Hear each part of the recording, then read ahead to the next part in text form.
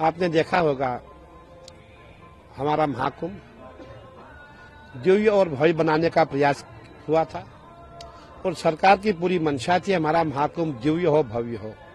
और हमारे माननीय मुख्यमंत्री जी ने पूरे प्रयास किए, मेला प्रशासन ने पूरे प्रयास किए, परंतु अचानक एक घटना घट जाती है। ऐसी दुर्घटना जिसमें पूरी शोक की लहर छा जाती है। हम भी दुखी हुए, हमें भी पीड़ा हुई। देखिए, अचानक क्या हो जाता है, करोड़ों की संख्या में श्रद्धालु आ रहा है और सबका रुझान जो है संगम नोज की ओर है। और मैं जानता हूं, पूरा प्रयागराज जानता है, संगम नोज जो है वहां इतना बड़ा क्षेत्र नहीं है जहां करोड़ों की संख्या में श्रद्धालु वहां पहुंचे, स्नान करें। और जो हमारे मेला डीआईजी है, उन्होंने खूब प्रयास किया कि संगम नोज पे श्रद्धालु ना जाए, परंतु श्रद्धालु का मैं यही कहना चाहूंगा, कभी कभी क्या होता है कि कुछ अनहोनी जो होनी होती है उसे कोई रोक नहीं सकता है। और मेला डीआईजी ने माइक उठाया, अनाउंस किया, पूरी पुलिस लग गई कि भाई इनको रोका जाए, संगम नोज पे रात का समय है, वहां हमारे श्रद्धालु, कहीं श्रद्धालु सोए हुए थे। और आप ये भी जानते हैं, लोगों को पैदल आना पड़ता है, हमारी माताएं बहनें थक जाती है, वो वहीं संगम पे ही रेत की मिट्टी पे ही कंबल ओढ़ के सोई हुई थी। यहां से भीड़ आती है, भीड़ के आते ही जो हमारी माँ बहनें सोई थी, जो हमारे भाई सोए हुए थे, वो उठ नहीं पाए। भीड़ उनके ऊपर चढ़ती है, उनके पांव के नीचे लोग आ जाते हैं, कई लोग जख्मी हो गए, कई लोग मृत्यु लोक को प्राप्त हुए।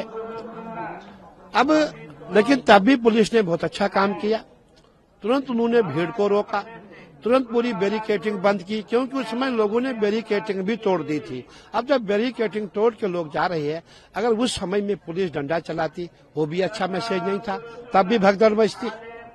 इसीलिए पुलिस ने यही चाहा कि भीड़ को बिना डंडे के पीछे किया जाए, परंतु जहां करोड़ों की संख्या में भीड़ है वहां पुलिस कंट्रोल कैसे करती।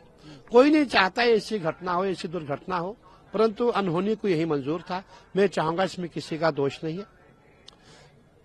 आपने देखा होगा हमारे सनातन विरोधी है, उन्होंने हमेशा हमारे सनातन धर्म का अपमान किया है, जितने भी हमारे महापर्व होते हैं उसका अपमान किया है।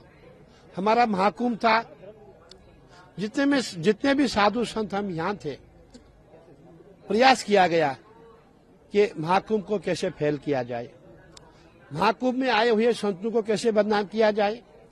आपने सोशल मीडिया देखा होगा, हमारे यूट्यूबर जो वामपंथी लोग थे, कभी भी उन्होंने अच्छे संतों को नहीं दिखाया। उनका प्रयास रहा, जो नकली संत है, जो पागल संत है, जो बदनाम संत है, उन्हीं को दिखाया जाए, ताकि जो मेला, जितने भी हमारे सनातनी समाज में बदनाम हो। और मैं ये कहना चाहूंगा, मेले में मेला प्रशासन ने अपनी भूमिका बहुत अच्छी तरह से निभाई है। और अब हमें जो हो चुका है वो हो गया, अब हमें जो आने वाला स्नान है उस पर ध्यान केंद्रित करना है। हमारा बसंत पंचमी का स्नान बहुत अच्छा हो, दिव्य हो, भव्य हो, अब ये प्रयास किए जा रहे हैं। लेकिन उत्तर प्रदेश के पूर्व मुख्यमंत्री और समाजवादी पार्टी मुखिया अखिलेश यादव, उन्होंने एएनआई से बातचीत की है एक्सक्लूसिव। उन्होंने कहा है कि जिस तरीके की व्यवस्था का प्रचार प्रसार किया गया उस तरीके की व्यवस्था नहीं थी। अब चाहिए कि जितने लोग मिसिंग हैं उनकी एक रिपोर्ट सरकार बना करके दे, और व्यवस्था ठीक नहीं थी कहीं ना कहीं। देखिए, जो मिसिंग की बात आप कह रहे हैं, हमने भी देखा, हमारे अखाड़े से भी करीबन 12 लोग मिस हो गए थे।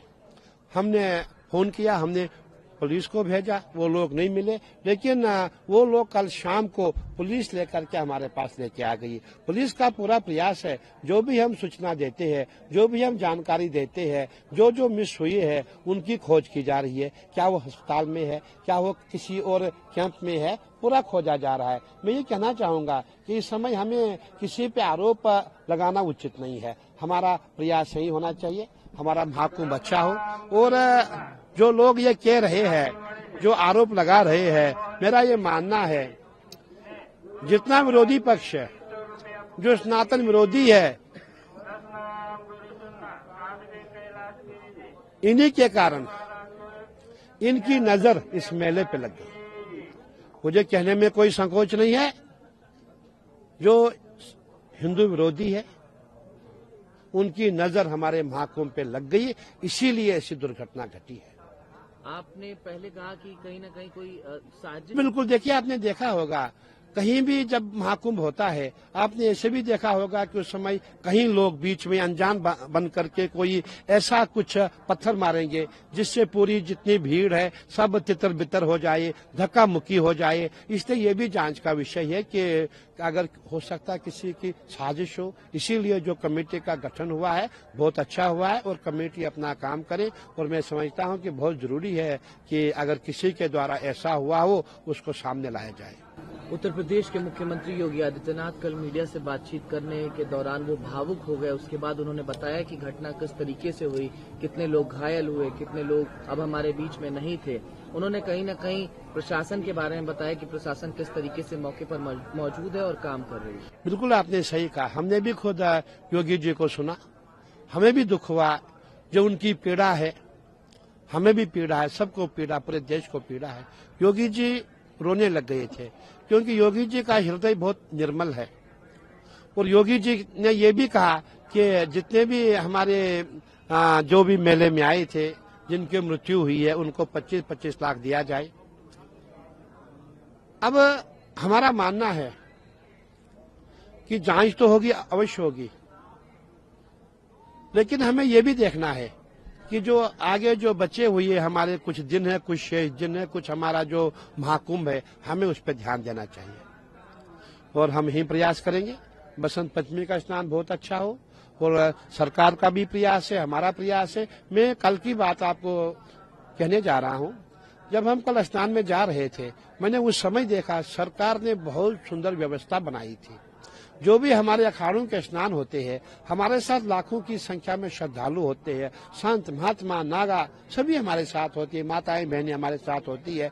और सरकार ने कल हमारे लिए बैरिकेडिंग लगाया हुआ था, पूरे जाल लगाए हुए थे। और उसके पश्चात हमें स्नान के लिए पूरे घाट को बहुत ही सुंदर रूप से बढ़ाया गया था। तो कहने का तात्पर्य सरकार ने अच्छा काम किया था और आगे भी अच्छा काम करेगी, लेकिन किसी पे दोष लगाना उचित नहीं है। मैं अंत में यही कहूंगा कि जो हमारे विधर्मी है, जो हमारे सनातन विरोधी है, उनकी नजर जो है इतनी खराब है, उनकी जो नजर है इतनी बुरी है कि जिसके कारण ये भगदड़ मची, उनकी नजर हमारे मेले को लग गई। मैं यही कहना चाहूंगा।